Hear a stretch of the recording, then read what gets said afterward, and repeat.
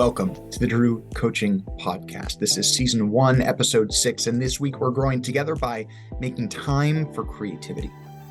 Drew Coaching is a community of leaders and creatives who are shaping the future.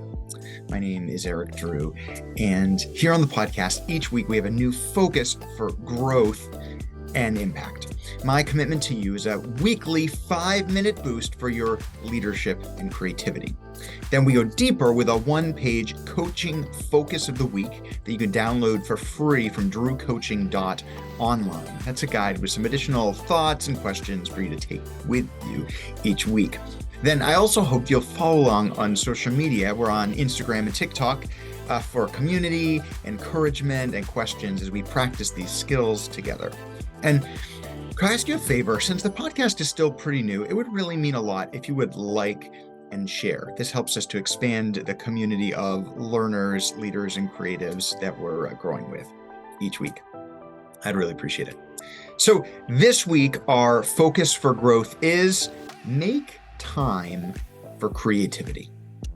Recently, I've been stuck on the idea that we need to find more margin time in our work. If we're working at 95 or 100% capacity or beyond, we all get stuck getting the work done without taking enough time to think it through thoroughly or do it well.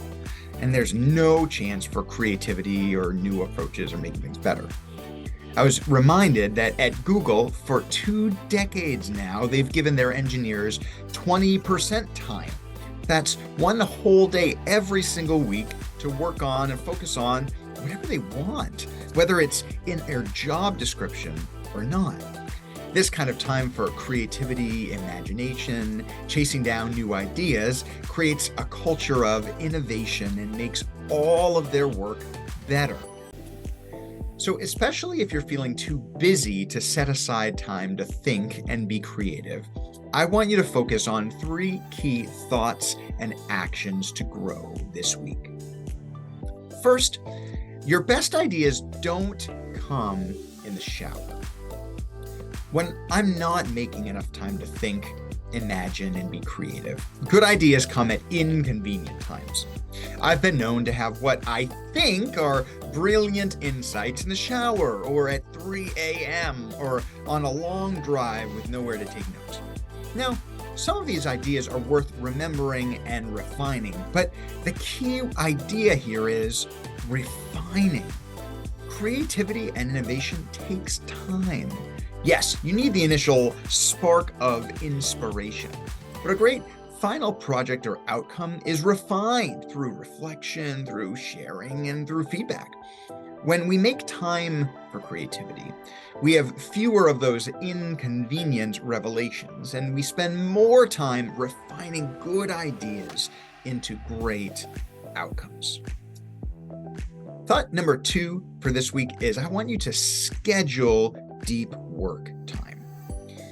In the book Deep Work, Cal Newport presents a beautiful system and all of the reasoning to schedule chunks of 2 to 3 hours at a time to think deeply about one project, problem, or opportunity. Now, if you think you're too busy to spend 2 to 3 hours at a time on one project thinking deeply, I need to tell you, you're probably too busy not to. It's nearly impossible to focus and invest our attention well when we're feeling too busy or we're feeling overwhelmed. We don't think through the work thoroughly enough, we make bad decisions and take rushed paths forward. By the way, the consequences and poor outcomes because of a lack of your good thinking time at the beginning will make everything difficult and take longer. The way out of overwhelm, burnout, and bad outcomes is deep work. If you can schedule 2 to 3 hours of deep work time, at least 2 to 3 times per week, to think well about projects, opportunities, and challenges, it will change the trajectory of your work, of your team's work, and maybe even your whole organization. Thought number 3 for this week is that your brain and soul only thrive with enough creative time. There's a lot written about how the brain works, and most of it boils down to this. If you're in survival mode, you use less of your brain and you lose all creativity. First, making enough time for creativity moves us out of survival and overwhelm so that we actually use more of our brains and we actually think better. But in addition to that, if we're always too busy and have too much on our plates, this leads us to overwhelm, burnout, we lose our passion, our desire, our drive. Creative time feeds our soul as well as our brain. When you schedule time for creativity, whether that's related to work projects or maybe to chase down new ideas and opportunities, your brain and your soul will be better.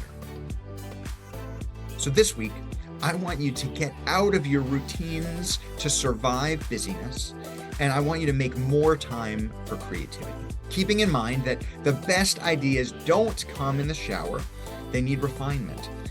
Keeping in mind to schedule deep work time 2 to 3 times this week. As you do this, you can know that your brain and your soul will be healthier and happier. So here are a few application actions and questions for you this week. First, how do you best refine your ideas? Do you do this well by yourself or in conversation with others? Do you do well writing things down or maybe creating visual presentations? Think about yourself and how you're good at refining ideas. Then ask, what gets in the way of your time for creativity? Maybe think about, what negative consequences have you experienced from not spending enough time to prepare a project, idea, or address a challenge? Finally, I want you to put deep work on your calendar, even if you can only schedule 2 to 3 times once or twice this week. To start, write down the project, problem, or opportunity that you'll be working on for an extended period of time. Then, I'd love for you to let us know on social media, how do you do this week? Hey, I believe in you. You've got this. You're a leader, you're a creative, and the world needs your voice. So this week, make time for creativity. While you're doing it, raise up others, bring hope to life, and remember, we are in this together.